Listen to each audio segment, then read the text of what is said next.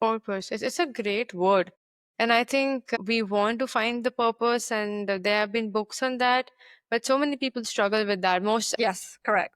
Like no matter how much dive deep into her story, like why do you want to become a, but why, but why, but why, but and she didn't even know. launch a company. Should I launch the company and then build my personal brand, or build my personal brand and then launch a company? Depends on the budget, depends, every situation is different. We all know, yes, there's a community, but why is this important?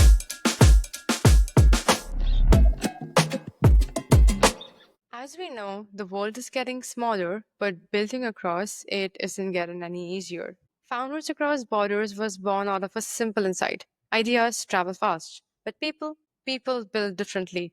They speak differently, they lead differently, and in a world where your first hire may be from Nairobi, your investor might be in Berlin, someone might be just living a digital nomadic lifestyle, speaking with people from different cultures, working globally, and that's where we seek those cultural nuances, the system of global storytelling, and to prove that entire journey, tell us about the how to's, the whys. We are joined by a great guest today, Mizhgon Bhakti. She has been helping founders craft an authentic personal brand, and she has her own unique storytelling system. More than 1 million impressions have been generated. She also runs her own agency called as Myrelia Creatives, and she has been talking about personal branding, storytelling, leveraging your own brand in this era for I think more than 3 years now.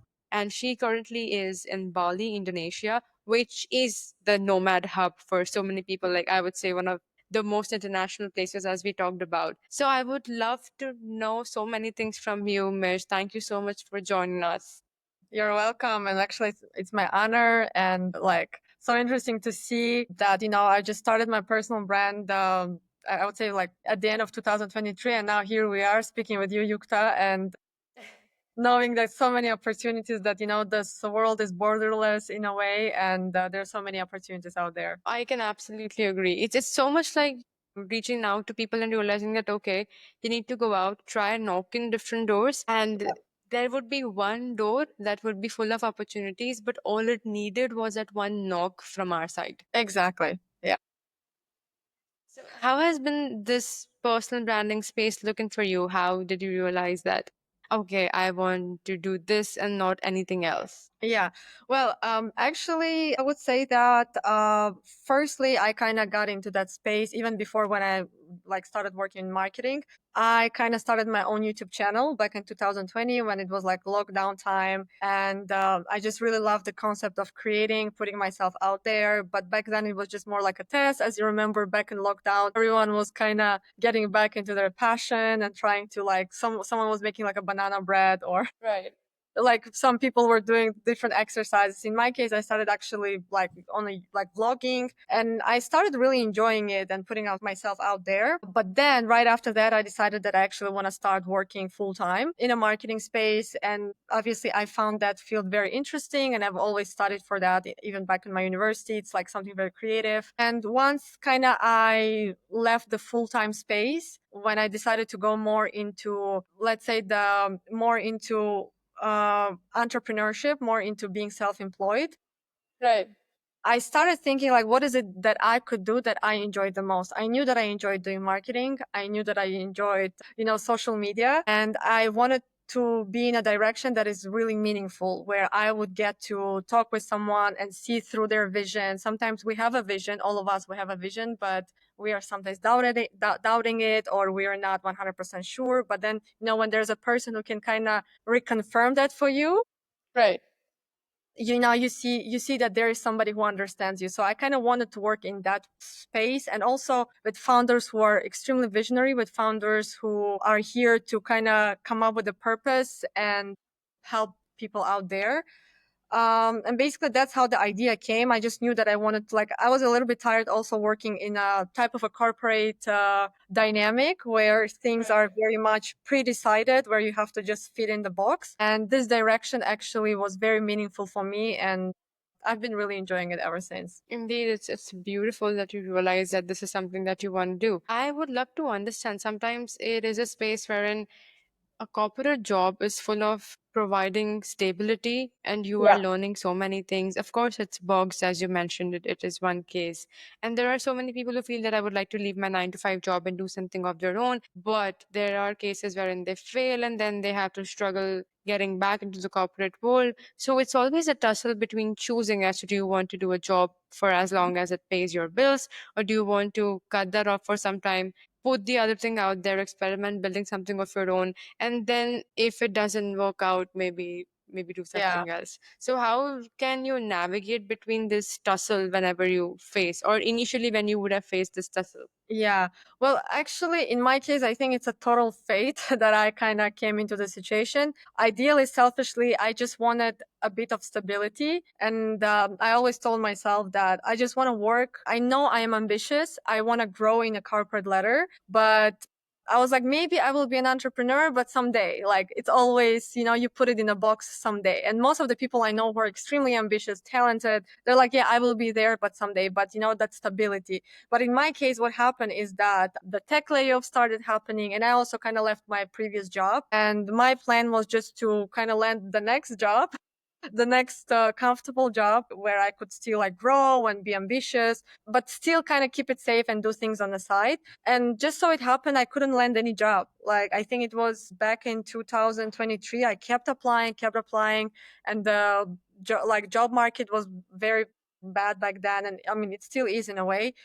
And I was in that kind of a moment where I was wondering like what is happening. Back in the days when I would apply, I would get like so many interviews. Like I was in a position where I would even decide between two jobs, and this time it's like the other way around. Like I'm not even getting interviews. And I guess like when you are in that pressure mode, when you are in a very difficult situation, you kind of start getting creative. You kind of Yes. like you do realize that, oh wow, like if that never happened to me, I would have never been here now. I guess as human beings, we all want to be in a very safe space, in a very comfort zone, but only when life pushes us, we realize that we're capable of so much more. So in my case, it happened this way. Obviously, I would not wish for anyone to go through this crisis that I had, because it was very difficult not having any like job opportunities. And at that moment, I was also trying to run a business, like more like a jewelry brand. And it was Right. also failing back then. And like, I also felt I was in a moment where my savings were also like shrinking. So it was really difficult. But I would say that if you are deep inside believing that you're on the right path, like I knew Hmm. that if I pursue agency, because that's something that I enjoy the most, I knew that I was like feeling that this is the right path for me. And I would say that, back to your question, for people who are struggling to juggle between both, I would say start small. Don't worry if you're starting small, because also back in the days, like I had my client and I had like a small retainer, but I was like, I'll take it because this will give me this enough space to kind of figure out and to study this landscape a bit more and understand where do I have to grow, how much do I have to grow. Right. And I kind of started learning to be grateful for what I had at that moment and kind of romanticizing it. So I guess that's what could help you to go through that as well. This is, I think, one of the best lines I've heard. That is realizing that you have to be grateful for things because, and I felt that as well. I could absolutely call myself someone who did not exactly know what gratitude felt like. I mean, Yeah, you have little nuances in life, but then that gush of gratitude when you're grateful for every single thing. And when these things started to happen, like when I was delivering lectures in different universities, like global institutions, and I met this professor in Maryland, and she mentioned the same thing to me that you have written everything great, but the one C that is missing from your life, which you don't talk about, is courage. And in that moment, I had tears in my eyes, and I was like, okay, I don't want to cry, but that moment of was so I was so grateful for like having all these more than 50 people engage with me, ask questions, the great professors, and it was like a full circle, full moment of circle for gratitude. So I can absolutely agree that the more these emotions keep on bringing in your life, you keep yeah, yeah, opportunities from different doors. 100%. Yeah, 100%. And yeah, it's also a lot about like As you said, right, the courage is also important because sometimes I look back at myself and I'm like, I've done so many, like now I'm thinking about it, it was reckless, but I think some entrepreneurs, they just jump into, like, not, you've seen those movies when someone just jumps without thinking because they instinctually feel that this is the right thing to do. But then when you overthink it, obviously you would never do this. So it's the combination of everything, I'd say. Absolutely, yes. It's all these things combined which make it, in the end, a very wholesome space. What has been one interesting story of your life that made you totally commit to the personal branding space? Because it's competitive. I see so many Instagram influencers, LinkedIn influencers talk about personal branding. Now Yeah. they're making their own agencies as well. So, what do you think? I mean, what was one moment that made you commit to this space? Yeah, good question, actually. I mean, to be honest, one part of me does not really believe in competition because I believe that we all deliver things differently. We all have our unique uh, positioning, our unique something about us that attracts our audience. Yeah. We're all uniquely ourselves in a way. So that's why I'm not too worried about the competition. So that's the first thing. The second thing why I felt that I wanted to commit, I've always seen myself in a space of mentoring, especially if it's like women entrepreneurs or anyone who is visionary. And I remember I had this one client and it was actually the time when I was just showing up consistently on LinkedIn, and this one person kind of decided to work with me. And back then, I remember I was just testing things out, and I was like, okay, we can try that. And when I started working with her and, understanding deeper her purpose, I could see that the way she really wanted to popularize her blog. Why is it that she wanted to popularize her blog? Right. The reason that she has some childhood memories and now she sees it as a mission. And she was also, there was like this shared similarities in terms of she also quit her job that in a way was not serving her, and right now she wants to commit to something that she loves. I guess that I'm also like sharing this similar values in terms of like something that does not serve you and stepping into finally claiming the journey, the venture that, let's say, performs well for your highest good. And when I started working with this client and I kind of started seeing that, I saw her vision clearly and I saw that Right. it was just buried somewhere else. And I was like, oh, wow, I can help you actually to uncover it. And I can help you to put it in a personal brand that will Mm. actually bring you a lot of opportunities. And, Right. when we started going through my like sessions and the more we started going in there, like building the strategy for her, and then at the end of the day, like her blog right now is very popular and she's attracting a lot of opportunities. She's happier. And that's something that just lights me up because now I understand that, wow, like in a way, I have changed someone's lives. In a way, I Yes. helped someone to be seen. In a way, somebody was not seen. Somebody was doubting their potential. They just had something in them, but they weren't sure, but they had enough courage to, to come forward, to invest in the, let's say, coaching and just to get deeper into, they were like serious about it. And that's what I realized, that this is the type of work that drives me. I think this is interesting, and at the same point in time, you've learned it by experimenting and realizing that, okay, this is how it works, and these are the ways you can help. For that, you had to build that social proof as well, which I now Yeah. feel that once you have a social proof, that also separates you from different people, those who are in the same industry.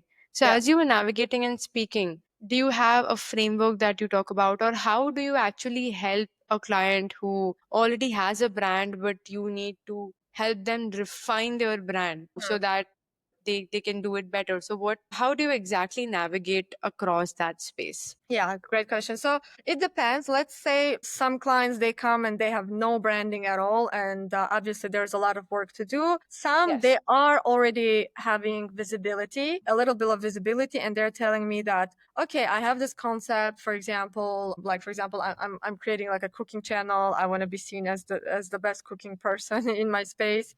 Yes. But then how come I'm not getting more eyeballs? I'm just Yeah. getting on average like 2K, 3K. How do we do it more? So again, then I kind of analyze and I see, okay, so your concept is great, your story is great. Probably in this case, we need to work on your hooks. So that's just one of the example, right? Like someone, for example, they do not have more visibility, then probably something is wrong with the hooks. For some cases, for other people, for example, they are getting the visibility, but then they're saying that, okay, something is missing, this is not me. Like I literally had one person coming at me and saying things like, I had to kind of pause from my personal brand because this is not me. I'm just I'm just trying to be someone else. I'm just trying to follow the trends. I'm just trying to Yeah. play with the algorithm games. And the more I'm in that game, the more I'm losing myself. So then here I'm like, okay, let's go deeper. Let's try to go back to your like purpose, to your why, to what are you doing? Why are you doing what you're doing? So basically going back to the roots. So everybody has a different type of the problem that they're sharing with me. And then from there, we kind of decide how to navigate it and how to come up with a solution. If I analyze it right, it is every case has a different problem. Some might have the branding issue, some might have the story issue, some might just not have the correct hook. So it's either hook, Yeah, the it's either messaging. hook, or some people might already have a great visibility. They're very consistent, all of that. Then they don't have a right conversion strategy. They're not sharing enough, like either the social proof, as you said right earlier. They're not openly kind of inviting people to actually collaborate with them. Right. That's also an opportunity. So some people are just a bit hesitant to kind of, in a way, pitch. I don't want to say pitch, but kind of be like, okay, I'm like out here offering these kind of services or like wanting like to collaborate. So like depends on the situation, basically. And according to you, what is a secret sauce or what are the elements Hmm. that makes an ideal personal brand? If someone's starting out and they come to you that, hi, I want to know like the Yeah. best top secrets that can make me stand out and make my personal brand like all the top creators that you see. Yeah. What would your 2 cents of advice be for such scenarios? Yeah. So that's actually my tomorrow's post. I created like an infographic about it. So definitely we'll share about this. So I look at this as like, the pyramid, like there's a pyramid. So most of the people I know when they start out, and that also happened to me back in my YouTube days when I was just starting out and got Right. into the space of content creation, you get into this loop of like, you need to post every week. Oh, you need to, like put this clickbait title, or you need to do this, right? This is trending right now. I have to create this. And then you get in this loop. And the more you're in that loop, you're kind of forgetting yourself. You're forgetting individuality. So that happened to me. And I know most of my clients that happened to them as well. So that's why I kind of created with this pyramid that says that the base of the pyramid is your purpose, your mission, your values, your deeper why. Why are you doing this? And I Hmm. literally have this type of a questioning process with my clients when we start our sessions. I Hmm. ask them several questions. I say, why are you doing, like, what is it that inspired you, for example, to become a cooking content blogger? Right. And I just let the person to tell me everything, and we literally write it down. So, that's where you already get the clarity. And especially when you write it down, that gives you this kind of a, I don't want to say a box, but it gives you this type of a spine that this is what I stand for. So that's basically the bottom of the pyramid. The middle of the pyramid, I'd say it's more like a storytelling strategy. Now, how you would present yourself to the world. How would you introduce yourself? What are your content pillars? How would you kind of show up? So that's the middle of the pyramid. And the top of the pyramid, which is like the smallest part, right? That's already Hmm. hooks, the posting time, basically everything that only works if you have the bottom and the middle of the pyramid sorted out. Everybody can basically learn all these algorithm games. They're like all over the place. Like they're reading like what is the best posting time, what are the best hooks, like everything is out there. But if you don't know what is the core of your messaging, if Right. you don't know what is it that you're standing for, no matter what other trends are out there, that's when you start losing yourself. Then you become the slave to the algorithm. As a founder, I always advise that you should go for the timeless strategies. Don't think about timely strategies, but timeless strategies. Timeless strategies. Wow, that's one of the hooks I learned right away. That just think of timeless strategies. And as we've been talking and delving into the space of the why, like you need to know your authenticity, why Yeah. you're doing something. It is deeply rooted to a concept of clarity and defining Yes. what you stand for. And as it's said that we live in an age wherein we have so much of information but lack of wisdom. Yeah, So exactly. in the age of information, what should be the best way to identify that this is what I would want to stand as a person, or this Yeah. is what I truly stand as a person? Because that bottleneck becomes so bad for so many people. It has Yeah. been for me as well. For like every single Yeah.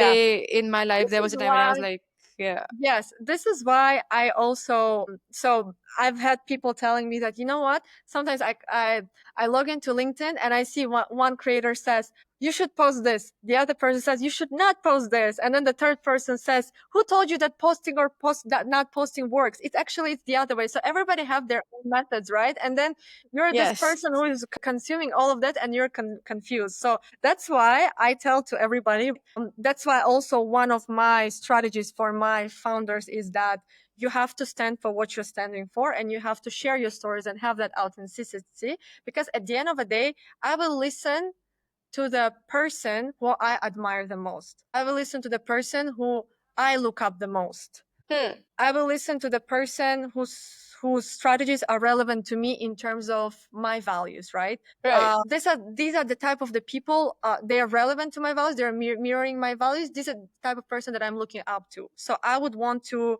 follow there. And everybody else who says otherwise, I just don't want to listen to that. I'll bring you an example. Actually, I was speaking with my other friend. She is more like a sales expert. And, Okay. she had a very similar situation. She stands for this kind of a method of closing the sales authentically. So Hmm. not using those sleazy tactics, not using pushy tactics. She kind of wants more to tap deeper into the person, to understand their needs. Like this is what she Right. always stood for in her entire life. But then Hmm. she had this situation, she kind of faced some other coach, like because of her career, like the other coach was more pushy sales, masculine sales. Like, Yes. the type where you make the person uncomfortable on a call, but then you challenge, but you still close that person, right? Yes. And Yes.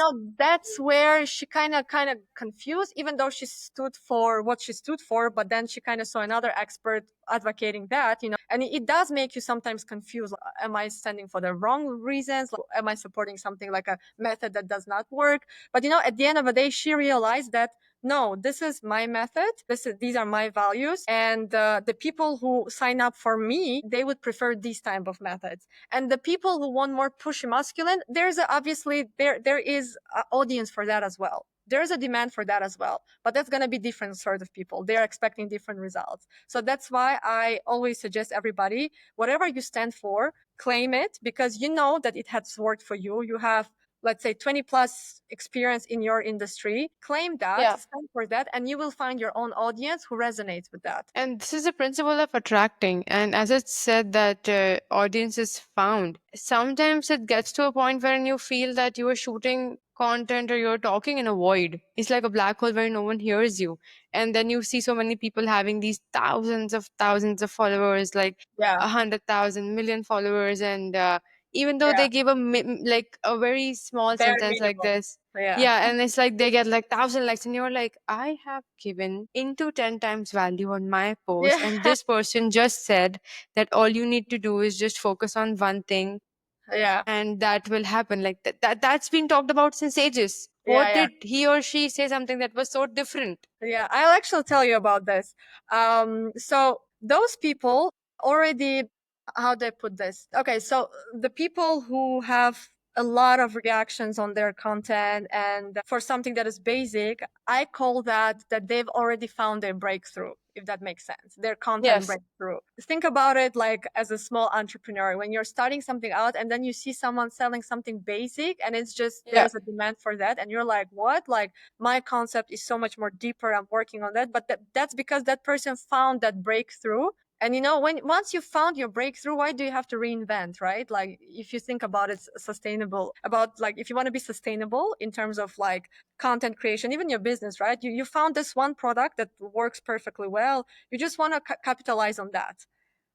You don't want to reinvent your wheel yet. You just want to basically carry on with that angle. So same comes with content creation. Once you found a format that works well for you and somehow your audience reacted well, and I see a Yeah. lot of creators, they do that and they just recreate the same thing, the same angle, the same whatever style was it, and it works for them. And then other people be like, oh my God, this person is just doing that and I'm doing much more. And I always tell to clients who ask me about this, and I tell them, yes, because probably it also took them a lot of fail and trial and error to get there. And trust me, you will get there too. Trust me, you will get there too. You just have to keep going. Like, I mean, as cliche as it sounds, you have to keep going. You have to keep experimenting. You have to put yourself out there in order to also find your unique style. So I will give you an example, for example, of Nara Smith. You know Nara Smith, right? So Nara Smith, she always starts like her openings are the same all the time.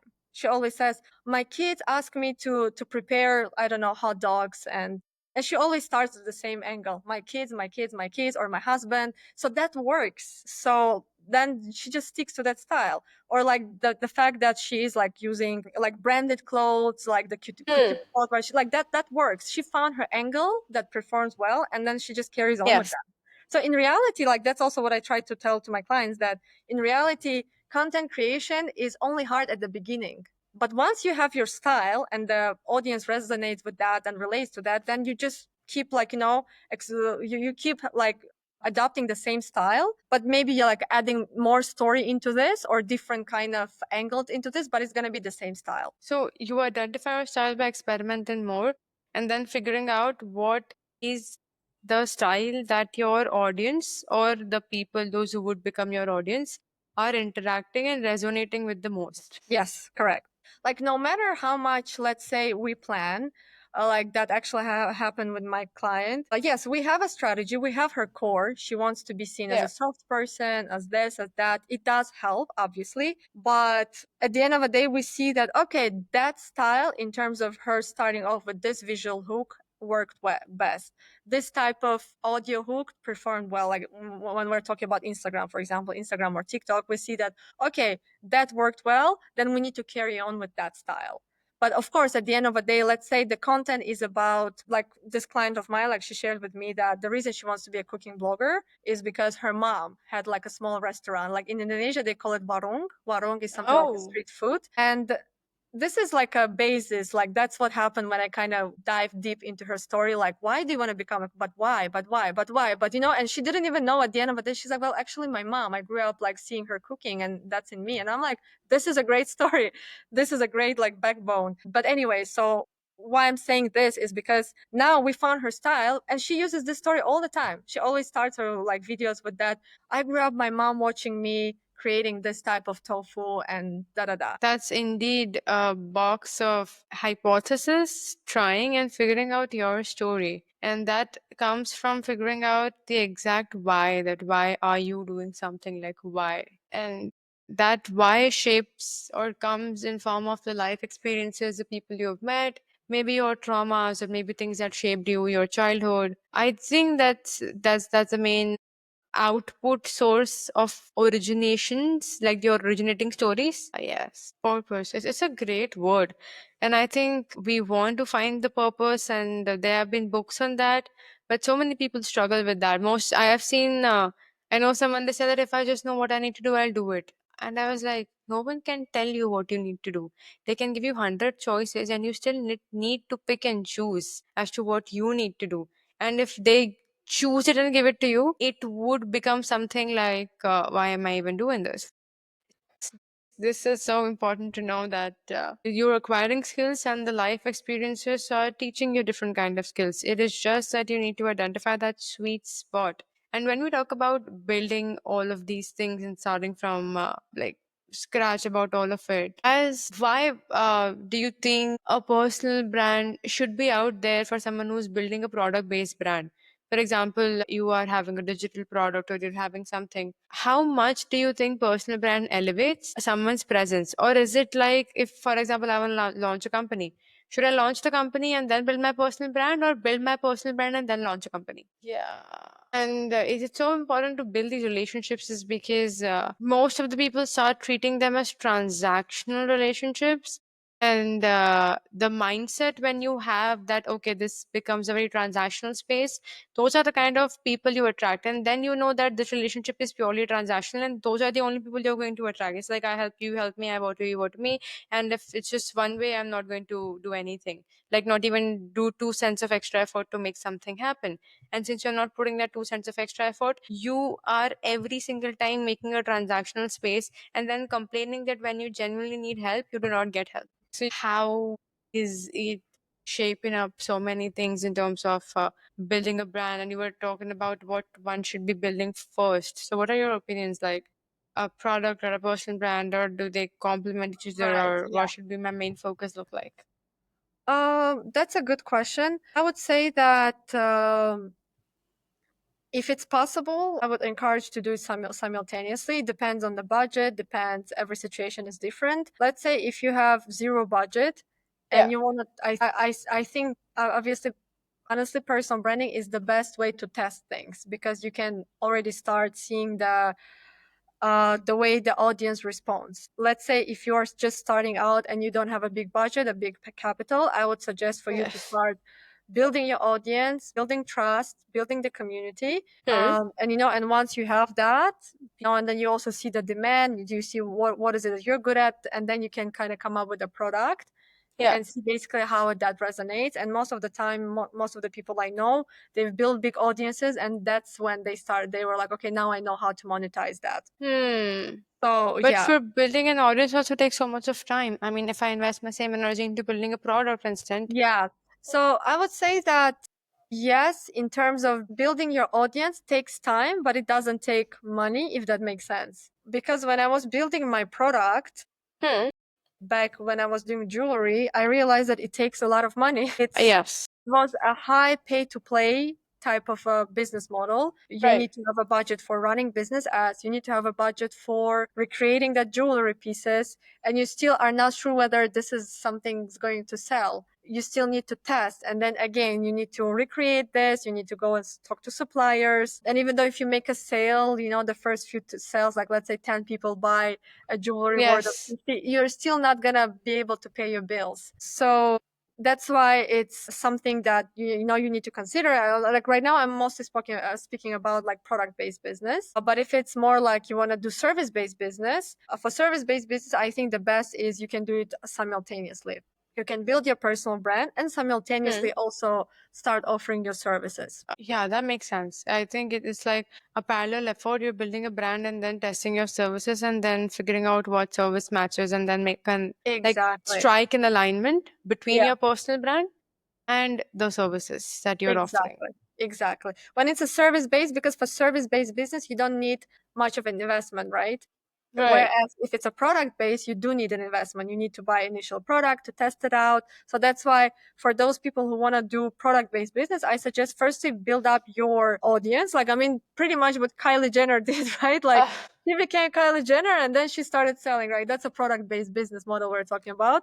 But if it's a service based business, you don't need much capital. So you can simultaneously do personal brand plus service based business. makes a lot of sense actually. Yes, now I get the entire soul of it. So to my understanding and my amazement as well, what has been few crazy things that you figured out about platforms like LinkedIn, Instagram? Why do you love a particular platform more? Could be TikTok, Yeah. email list, anything. Actually, I recognized about TikTok. I've always loved TikTok. I always thought that the algorithm was amazing there, but actually I realized that the algorithm on TikTok is way harder or is becoming way harder, and it was very surprising for me. For example, when it comes to Instagram or even LinkedIn, Yes.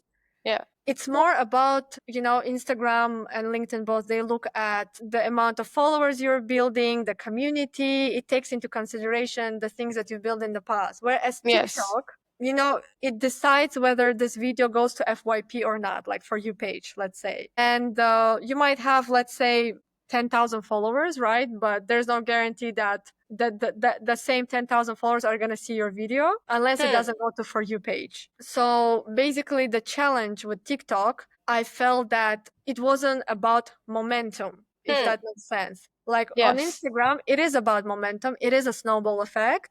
But for TikTok, especially as a beginner, it's not much about momentum. And I have actually kind of started observing other accounts, and I've realized that there are some people that their video just went viral, blew up, and Yeah. it can be like 20, 100K, and then the other videos are back to like 100 views, 200 views.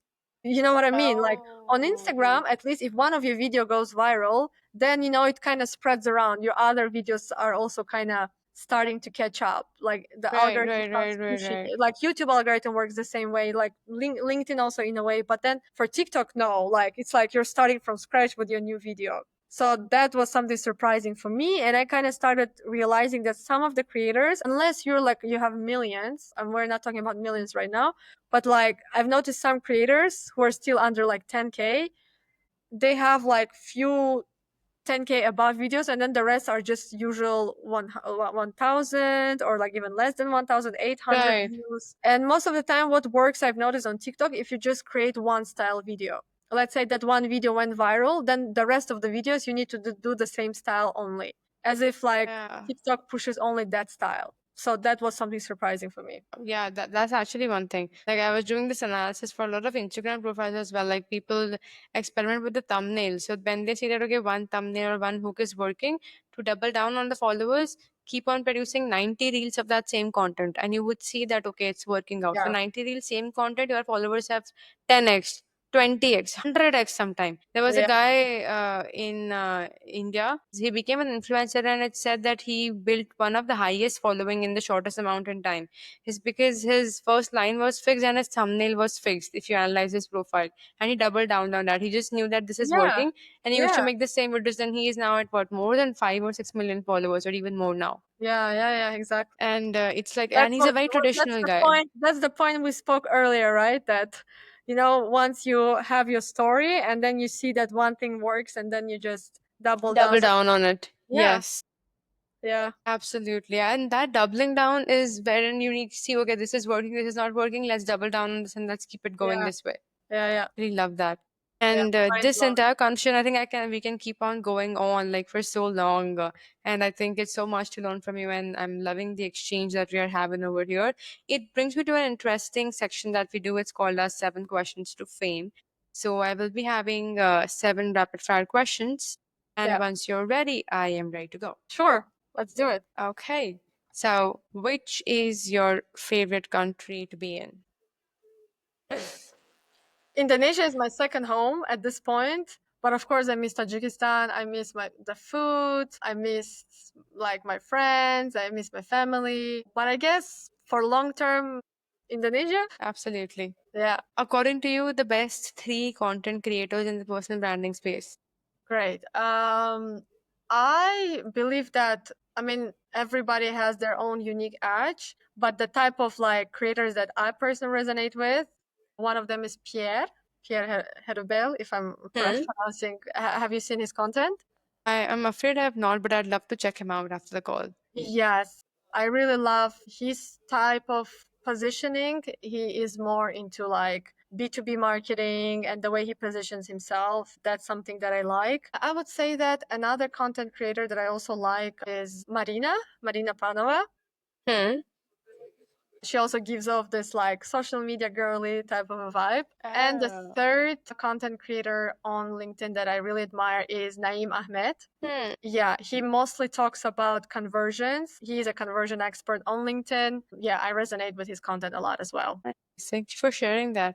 I'm definitely going to tag all 3 of them and say, hey, we're trying to make you more famous. Sure.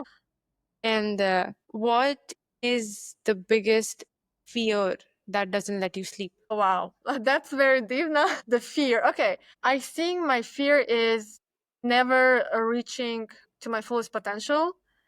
um Living this life by playing it too safe, but then seeing somebody else living my dream life. And I did see a couple of situations like that, when I was in just a job that felt stable, and then I would see people who are living my dream life and having my dream profession, and it always made me think like, why didn't I try? Why didn't I, maybe I should have taken that risk, this kind of a regret. So at the moment, I would say that sometimes that's my fear in terms of not living this life to my fullest potential. So that's why I have this motto that I would always take the deliberate actions, even though these are small steps to get there, by not playing safe Hmm. or by not, uh, running away from my dreams. Right.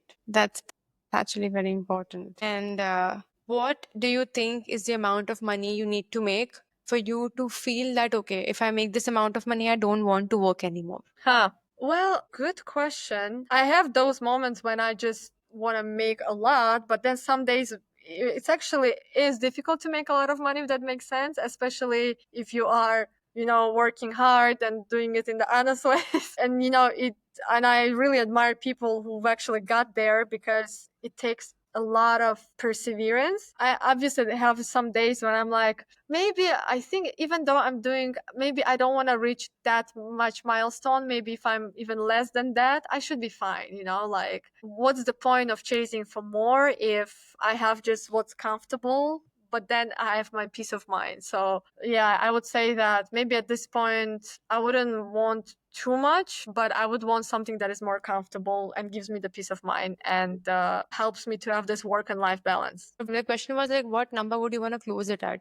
Like $1 million, $2 million, $10 million, 50, whatever. Let's say $1 million to start with, right? To start with, yeah, that's crazy. Yeah.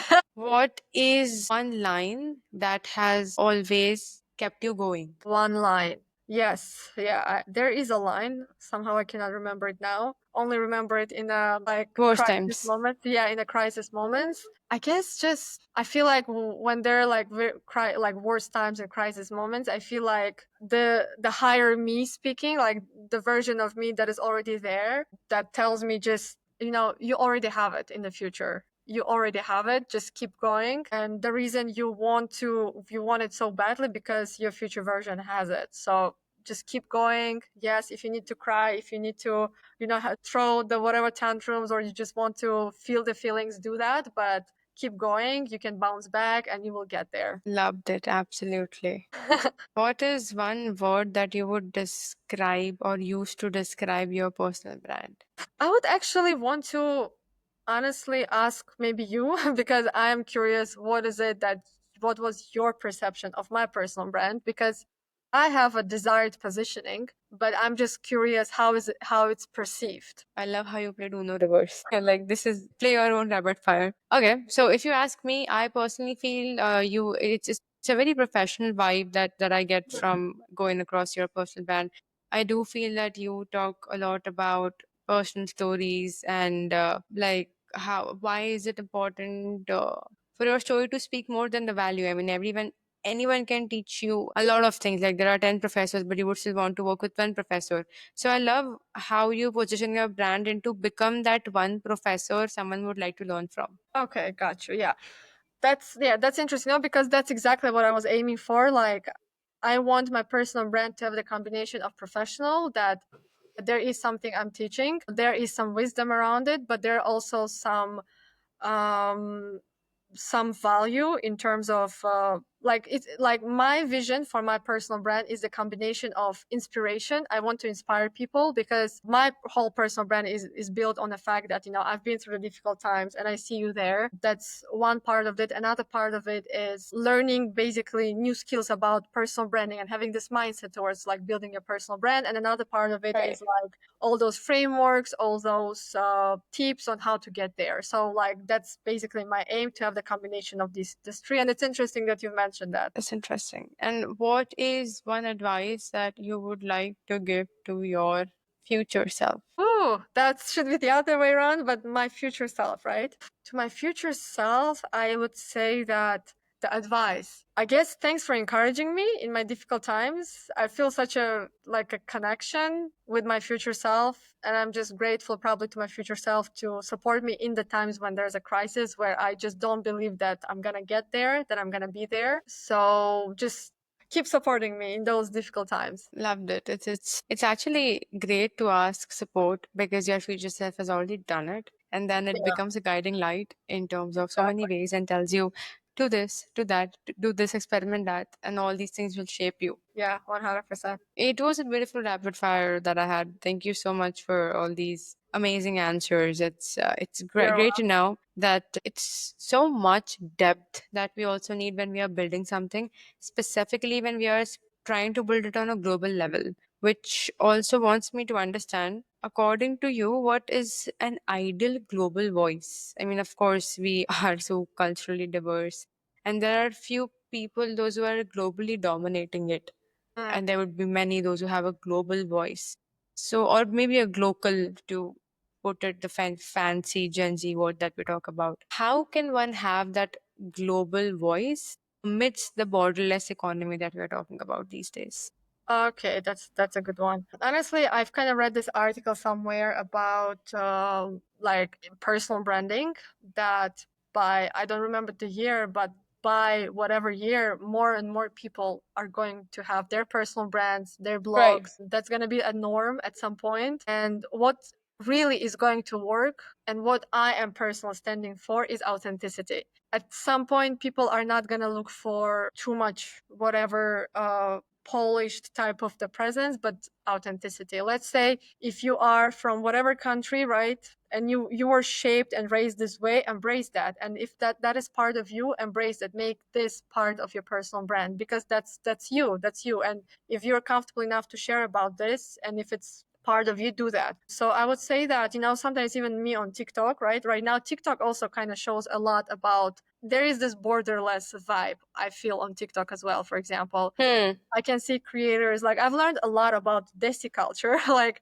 and I see some Desi jokes there, or like jokes about like Balkans, or jokes about Eastern European jokes, and it kind of gives this exposure to different cultures, and I feel like right now it's becoming more this unity. So even when it comes to your personal brand, don't try to hide where you're from or whatever quirks and like you have, but I would say that embrace that, because that makes you uniquely you. Absolutely, yes. I have met so many people from different nationalities who do not want to admit where they are from because they feel Yeah, that that undermines their ability or things like that. And I feel that, okay, that's not the case. Probably just talk about where you come from, where you live, what shapes you, because your cultural identity or your origins are a yeah, part of you, your thought process, your upbringing. yeah, yeah, yeah. Yeah, at the end of the day, people will connect like with who you've become as a person to this day, right? Your work ethic, your the type of value you bring, you as a person, right? And as much as you elevate it, that's what people like. Me, for Like example, I've what? been living in international environment for so long, and practically nobody much knows where about my country, Tajikistan, especially in Indonesia. Nobody knows. Even so many people from Europe I meet, they're like, "Oh, where's that?" Like, but what they would remember is just, how I am on a general level, right? Like, there would not be stereotypes. Just think about it more in a friendly way, right? Like, let's say I would go to a co-working space and I meet some people from different countries. I would never think that, oh, this person is from that country, a person from that country is XYZ. But you more like connect with that person for their own quirks, for their own, like, you befriend them anyways, because there is something about them that attracts you, because there is Yes. something shared. So that's exactly how it needs to be with your personal brand. You be you, and you will find your own type of besties, your own type of People, community. yes.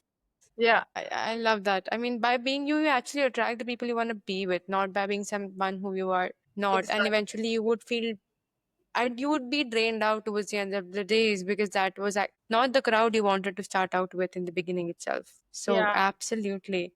And I would love to like take this a step ahead with one interesting segment that we do. It's called as 90 seconds to teach me something. Since we've yeah. been talking about so many things, if I give you 90 seconds, what would you like to teach me? Great question. I would probably want to ask you, what is it that you want to do with your personal brand, and what kind of venture do you want to pursue? Let's start with that. Okay. So if I talk about personal brand, right now I love to talk about topics like, so I love talking about communities. I love talking about marketing, organic marketing more, not your paid Yeah. ads. What is the psychology behind branding? Like what you Yeah. should, like, why would someone buy from you? Try to understand the deeper layers of the emotional segments that people buy in for.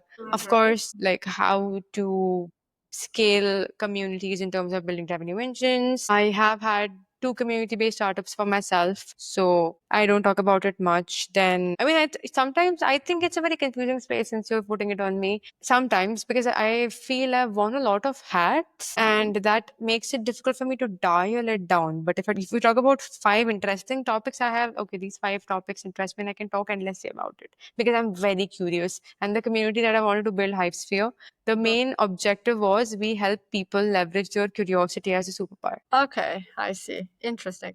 So, from what I understand, you have these five interests. One part Yes. of you thinks that, oh, do I need to like niche down, or can I just talk about all these five things, right? Yes. Yes. Okay, yeah. So I actually wanted to go dive deep into like why, but I totally understand. So maybe what I would use this time to teach you about this concept that is called umbrella personal branding. Hmm. It's basically called that this is like you are your personal brand and there's umbrella, whatever is in your interest, that is under your umbrella. Hmm. So that's why my advice to you would be do not overthink. Do not think that, oh, I need to niche down now. I need to just stick to one topic because all of the interests, these are part of you. You can Hmm. still talk about these things. At the end of the day, probably you want to dive into one of them more, but most of the creators I know, they all say, and that's true, and that also worked for me as well, because sometimes you outgrown some topic, right? You outgrow Yes. some direction, but you still need to have this presence so that when once you outgrown, then you have this understanding that also your audience will also outgrow it together with you and embrace like the part of you that wants to pursue a new topic, if that makes sense. Hmm. Yes, that does make a lot of sense, and that is something I sometimes feel that you want to like deeper, like as you talked about this, and I'm glad that you brought this up and the concept of umbrella branding, which is great. However, to understand it on a deeper level, should you actually identify the whys for anything that you want to do, or just talk about the topics that interest you, and then go maybe deep down into what So you there like is more? still like, like this is something like I do as well. Even though you have these multiple interests, there's still some interconnection. There's no way that these Yes. are like literally from different planets, like you're saying that it's a community, it's a psychology. And that's great because when you have a community, it means you have the access to knowing the psychology. Yeah. Because you're the person who are talking to those people, right? Like usually what do community people do, right? They go to those telegram groups, they kind of do social listening, that then they understand what are people talking about, and then they know they gather this insights and then use it for marketing strategies, for organic marketing strategies. So these interests in a way they seem that they're different, but they aren't. Hmm. They're still interconnected. So that's one thing.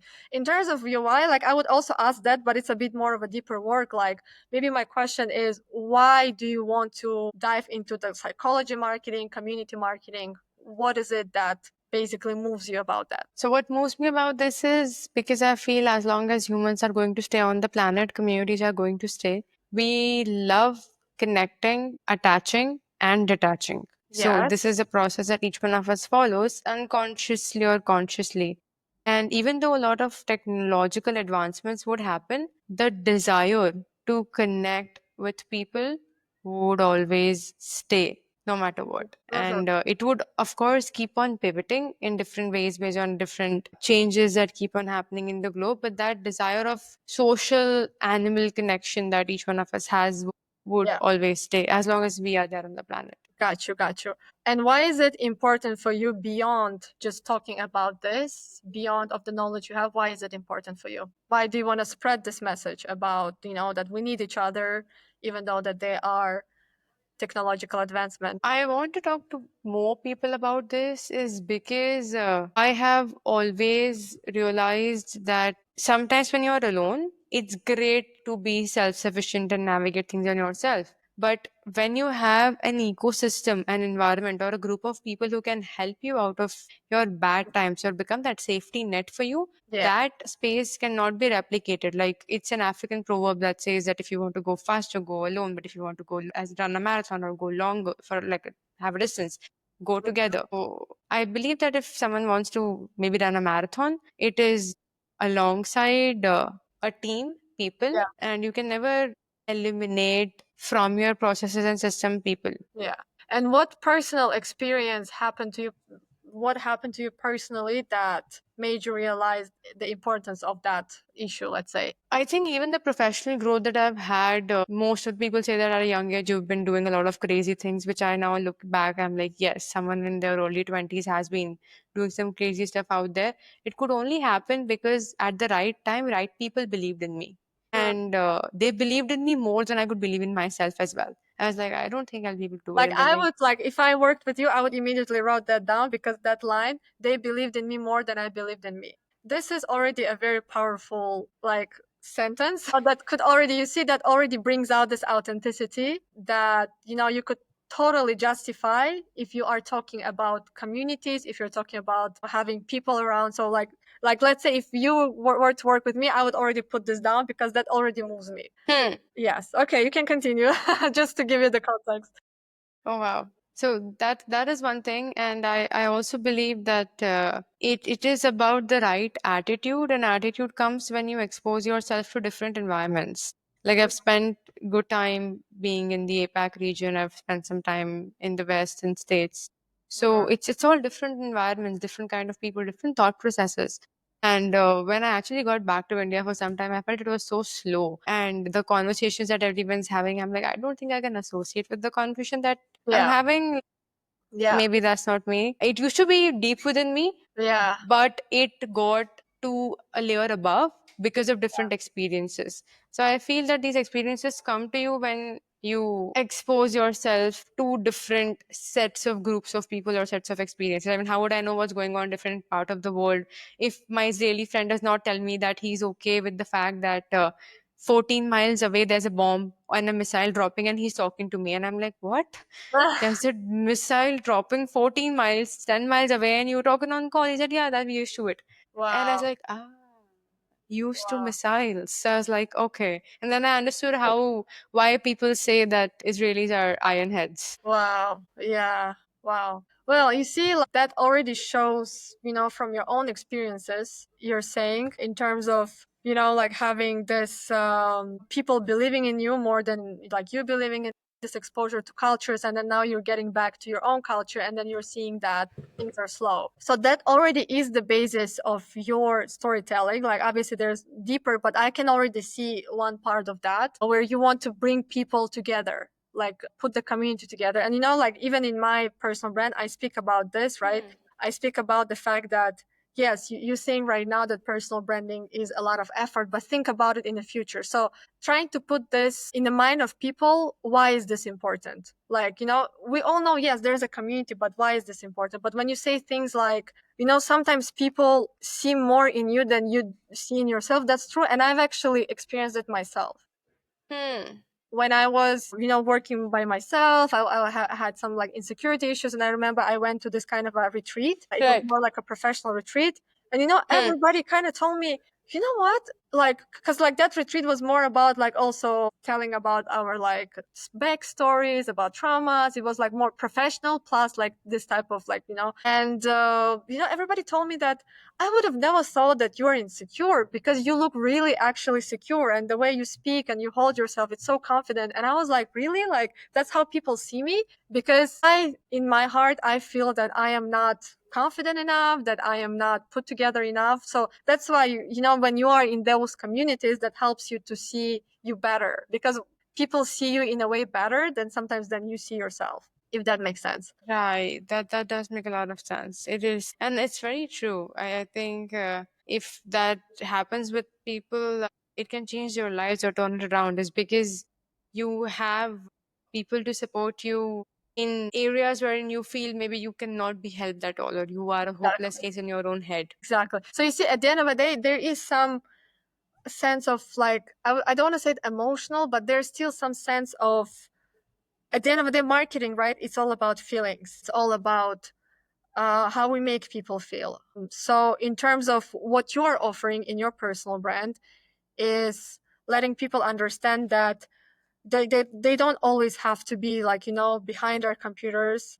They don't always have to be exposed to their work. They don't always have to be um, just working and like, but then, when they're like coming together with other like people in their niche or like having this exposure, it helps them. And, sometimes you land opportunities through communities. You land opportunities, you meet someone that changes your life. And as you said, right, like we are still interdependent at the end of the day. Yes. Yeah. So that's like the messaging I see here. I think after our call, I am definitely going to make a LinkedIn post, tag you, and be like, okay, this is what we've talked about. This is a discussion. And for anyone who wants to start their personal brand, start with these three questions, this might just help them kickstart it for themselves. 100%. Yeah. Thank you so much. That makes me happy. It's so much to learn and like experience on this call. And I am grateful that we could have this conversation and talk about from personal brand to cultural experiences to how we're shaping this globe, borderless space, and becoming global citizens day by day. Yeah. And we hope that each one out there realizes that they are more globally aware. And to make Yes. this, I used to ask this question to people that if someday an alien encounters you and asks you, tell me about yourself, where would you tell them you are from? Well, I think I would always claim that I am from Tajikistan. I'm proud about that. I would say, yeah, I'm from Tajikistan, but I believe Indonesia shaped me. Hmm. Indonesia is my second home. I've been here through 18, and a lot of my growth, a lot of my breakthroughs happen in Indonesia. But I will forever remain a Tajik girl. That just never changes. That's beautiful. And I still remember when that question came, like I was thinking about this and I was thinking about multiple answers. And one answer that came to my mind was if an alien encounters me and asks me where am I from, I'll say Earth. Yeah. Because it's an alien, of course. Like, He doesn't know, right? He just knows an Earth, he, right? he just knows that, like, okay, this is a planet that has water or oxygen and people have gravity. So Yeah, I'll be like, yeah. yeah, Earth. What do you That's want? actually What? that's smart. I didn't think that far. That's smart. I was like, what else do you want to know? I'm from Earth. That's really sharp-minded. Yeah. Thank you for that. Yeah. Yeah, and it's been a great space, like discussing all these things, and I love how you've blended all these cultural identities, and I would love to see you like go to different European countries and explore and talk about these spaces and rooting for your success. I'm happy to have such more crazy episodes to record and talk about this. Do you have any parting words before we complete this? Well, I would just say that for anybody listening to this and building their personal brand, as cliche as it sounds, just start. Trust me, personal branding is something that heals you. It's something that helps you to get back to yourself. That happened to me as a person who was doubting herself, as a person who was literally chasing opportunities, trying to land this, land that. But once I kind of take my power, took my and I realized that okay, it's time for me to create. It's time I have my voice. And Hmm. thankfully, right, like our generations, our parents didn't have that. They didn't have internet back then. But us, our Right. generation, we have all the tools. All we have to do is just show up. So anyone who is building your personal brand, just show up. Speak your truth because your voice is your biggest asset. It will help you to get places. It will help you to land opportunities. It will help you to live the most fulfilled life. Embrace that, and you will see how so many doors open for you. Wow. This is amazing. And I literally believe that more people start speaking about themselves and helping more people out there. And of course, we have Mizhgon out there helping you in your journey. And we'll be happy to share anything that you've been building through our newsletters and your courses or digital products Sure. that would help anyone excel at personal branding.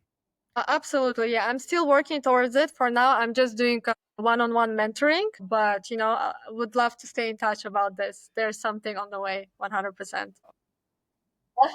Thank you so much, Ms. Gon. It was a pleasure hosting you. Love this conversation, and I'm looking forward to doing more of this with you. 100%. Same here. It was really nice.